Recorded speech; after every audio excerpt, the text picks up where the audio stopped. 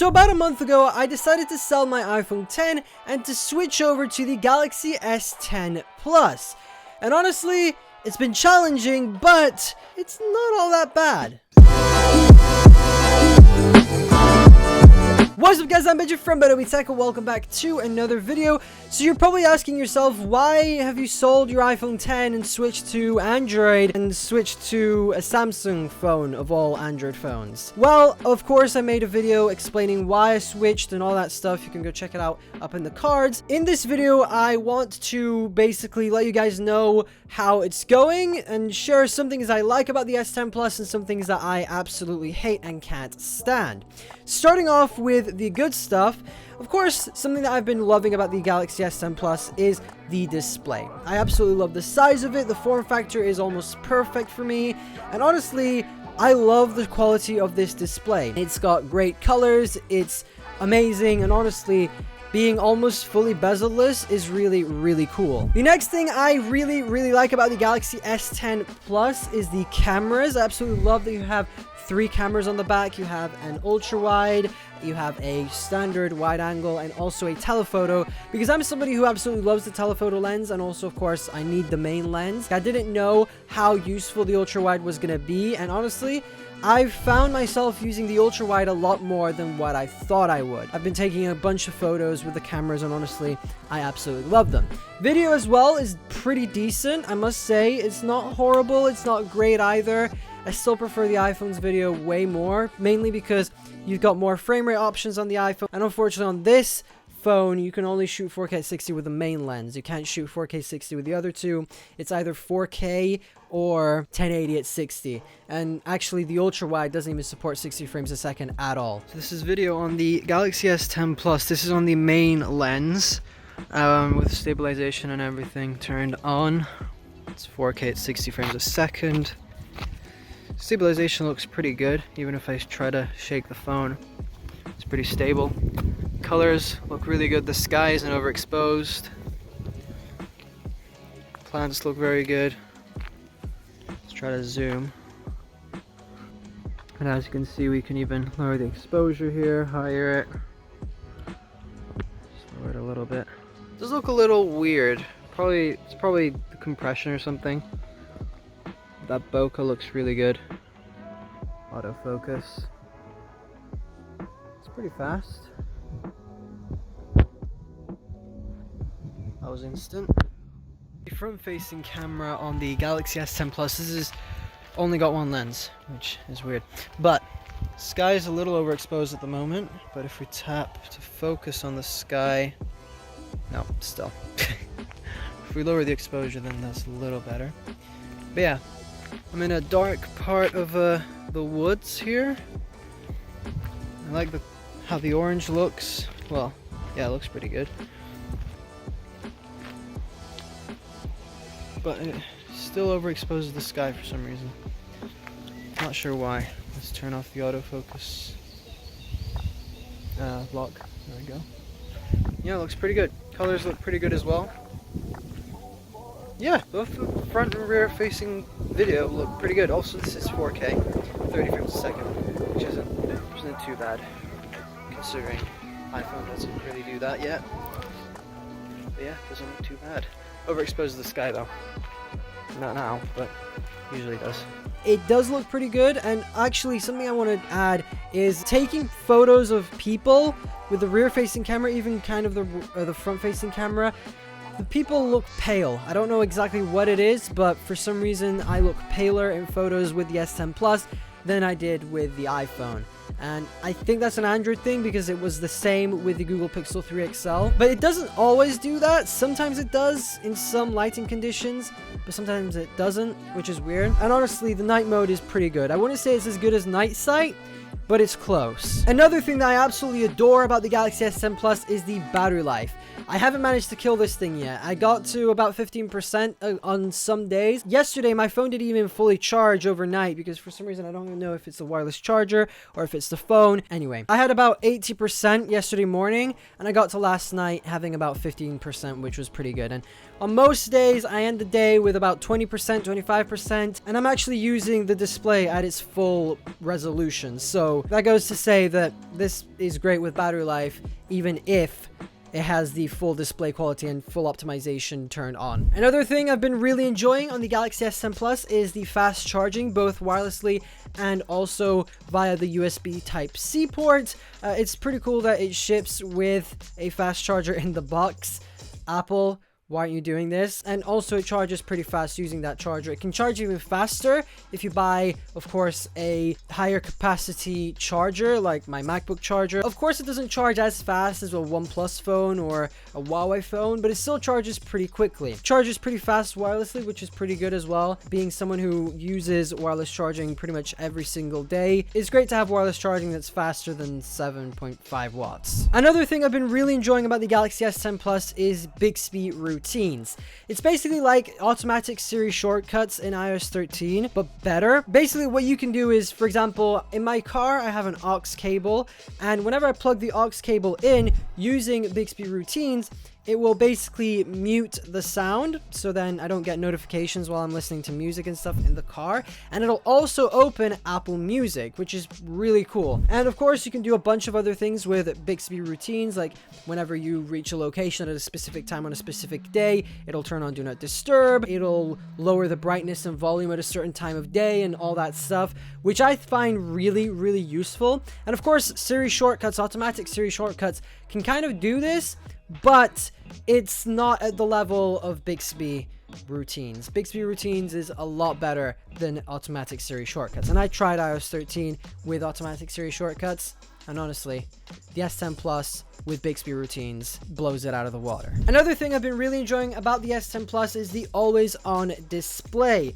I really wish iPhones actually had this, and it's something that I really enjoy about some Android phones. The fact that I can have the time and see some of the notifications and the battery life on the display is something that I think more phones should add, especially iPhones. Because, for example, the iPhone 10, 10s, 10s Max all have OLED displays. Come on, Apple. It just makes sense. We've been asking for this for years. Another thing I actually like about the S10 Plus is the price. Because I got this used, I got it like half price basically, because this goes for $1,100 or £1,100 or something like that. Because this is the half a terabyte model in ceramic, and honestly, it's pretty beat up. Like, it's got a few dents, a few scratches, but honestly, for the price I got this at, it was a really, really good deal. Galaxy phones, yes, they do lose value over time, but if you want to get a Galaxy phone, I wouldn't recommend getting it brand new. Just get it off somebody who's had it for like 2 months, and the value will be going down by like £300-400. But of course, that can always be a bad thing, because you buy a brand new Galaxy S10 Plus or even a used one and you want to sell it in a year's time, and you're never going to get that money back. Another thing that I really, really like about the Galaxy S10 Plus is the speakers. They sound absolutely amazing. Like, I absolutely love the speakers. They're loud. They're great quality as well, unlike the Pixel, and it doesn't make your phone shake, unlike the Pixel, which is always great. But yeah, dual speakers, Dolby Atmos as well, really, really good. So now let's move on to the bad stuff about the S10 Plus, the things that I didn't like and hated about the Galaxy S10 Plus, starting off with the gestures. Now, the One UI gestures are an absolute joke. They're horrible. I don't know why One UI has these horrible gestures. Basically, takes the home bar that's on the display already and basically just shrinks it, and it's just gestures. You swipe up to go to the multitasking, swipe up to go home, and then swipe up to go back. I think the buttons are way, way better and way, way faster. Another thing I really don't like about the S10 Plus is Bixby Voice.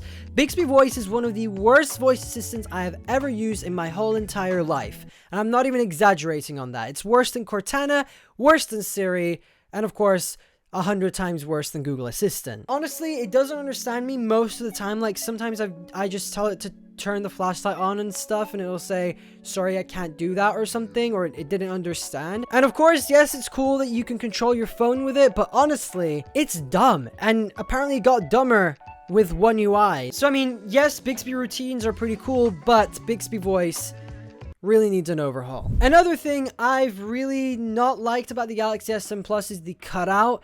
I honestly thought I was going to get used to it, just like I did with the iPhone X's notch, but it's more annoying than it looks. Like, it's literally just a cutout on the side of the display. Like, why not put it in the middle? I'm really glad that Samsung is moving the cutout to the middle for the Note 10 line, because Having it to the side is just horrible. Like, it moves the status bar to the side, and a lot of apps don't even support it properly. Like, they don't work around it like Apple does, and it's just wasted space. Like, they just move the status bar down and everything, and it looks horrible. Another thing I don't like about this phone is, of course, I love the display quality and everything, but I absolutely hate the curved display. The curved display is bad. Like, I honestly don't know why they keep doing curved displays. They're just impractical. Like, yes, they look cool. It looks cool looking at the phone on the side and seeing the screen. But honestly, the amount of accidental taps you get is, like, even worse than the Pixel. And honestly, if I do use a case, it's a bit better. But honestly, like, why don't Android phones have palm rejection or anything? Another thing that I don't really like about the Galaxy S10 Plus is Samsung Pay. Why? Well, the MST feature, the one where you can use it with literally any card reader that supports MST and stuff, that is not available in the UK. And you know what else isn't available in the UK? Support for most banks. The only bank that is supported that I use, that I don't even use that much, is Starling Bank. But other than that, I use Royal Bank of Scotland and Monzo. Those two aren't supported by Samsung Pay. So the lack of support from banks with Samsung Pay is just horrible. But I must say Samsung Pay is better than Google Pay in terms of security, because Google Pay, in terms of security, there's no security whatsoever. Like, you can go into a store, if you purchase something that's under $30 or £30, you can literally pay with your phone using tap and pay when your phone's screen is on, and it doesn't have to be unlocked or anything. It just works. Under £30 though. I guess it kind of works like a contactless card, but still, there's a higher chance somebody's going to steal your phone in the 21st century than them stealing your credit card or debit card. Another thing I don't like about the S10 Plus is app optimization. The amount of apps that aren't really optimized for the S10 Plus is beyond me. Like, even though this is a flagship device and a lot of people have Galaxy phones, the fact that most apps aren't even supported properly on the S10 Plus, that don't work with the cutout and everything, and just don't work well overall. And I mean, Facebook is pre-installed and it's not optimized for the S10 Plus at all. Like, it's laggy, it crashes a few times, and honestly, it's not great. And I've even had Twitter crash a few times, and a couple of other apps. So app optimization on the S10 Plus isn't that great, honestly, and I hope that gets better over time. And another thing I've not really liked about the S10 Plus is the in-display fingerprint sensor. Now, I think it's overrated. I'm just gonna say it now. It's overrated. I think too many people praise it when it's not even that great. Like, you have to train your thumb to land in the exact same position where the fingerprint sensor is, and some of the time it doesn't even work. I've registered my fingers like 3 or 4 times, and still, I can't get this to work properly. And most of the time I just use Face Unlock, even though it's not as secure. At least Face Unlock works most times. I must say the in-display fingerprint sensor is a cool idea, but it's not implemented correctly. I think it should be the whole display, should cover the whole display, and it should work with screen protectors, because that leads me into the next thing I hate about the S10 Plus, the lack of screen protectors. Like, I got one the other day from Spigen. People were like, oh yeah, this is a great screen protector. I saw the reviews and they were like, oh yeah, this is a great screen protector, all that. It's horrible. I don't know how to describe it. It just looks horrible. It doesn't feel good as well. When your hands are sweaty, and it's not really good at swiping. Sometimes it accidentally taps on the screen and stuff. It was really hard to apply. And honestly, like, I don't recommend getting any of these screen protectors for the S10 Plus. And honestly, I'm a guy who likes glass screen protectors, tempered glass screen protectors, and there's literally only like one screen protector that's made out of glass that's decent, that works for this phone and works with the fingerprint sensor. It costs $40, and not to mention that screen protector is pretty hard to apply as well. So you're basically buying a phone that's like $1,200 or $1,000, and you can't even get a screen protector for it unless you spend an extra $40. And the thing is, Samsung doesn't even sell any tempered glass screen protectors, like not even on their store, which is horrible. I would so much prefer having a fingerprint sensor on the back than in the display, or at least just bring back iris scanning. Like, they even removed iris scanning from this thing. With the Note 9, you had iris scanning. With the S10, S10 Plus, and S10e, no secure way of unlocking your phone using your face, unless you want to risk it with Face Unlock, which, by the way, I have tried it with a video. Unfortunately, it unlocks. So, and even Samsung recommend against using Face Unlock, and they still ship it in their phones, that they don't ship any other biometric other than the passcode or your voice. So there you go. That's pretty much my review of the Galaxy S10 Plus. Would I recommend it? Honestly, it's not that bad of a phone, and I would recommend it if you want to buy an Android phone. This is by far probably one of the best Android phones I've ever tried, and honestly, it's great. Like, the cameras are great, the display is great. You're not going to be disappointed. But of course, don't put your expectations high for things like the fingerprint scanner, Samsung Pay, and Bixby, because you're going to be disappointed. So before we wrap this video up, I would just like to mention the skin that I've got on my phone right now. This one is from a company called Extreme Skins. They're a UK-based company, and honestly, they make some of the best skins I've ever tried on a phone. And shout out to them for actually sending over a couple of skins for the S10 Plus for me to try out. They pretty much have skins for most flagships and most mid-range smartphones, and some low-end ones as well, and other accessories. And of course, as I said, they're a UK-based company, so if you live in the UK, I highly recommend Extreme Skins over Dbrand or Slick Wraps, and I have tried all three, and honestly, Extreme Skins are BenObi approved. And if you guys are interested in picking up a skin from Extreme Skins, then check out the link in the description below, where you can also get 10% off your purchase. But other than that, guys, thank you so much for watching. If you did enjoy this video, let me know by hitting that like button down below. If you're new, smash that subscribe button and ring the bell, so then you'll be notified every time I upload a video. You can get to my videos early and you won't miss an upload. But for now, guys, thank you so much for watching. I'm Benji from BenObi Tech. I'll catch you guys in the very next video.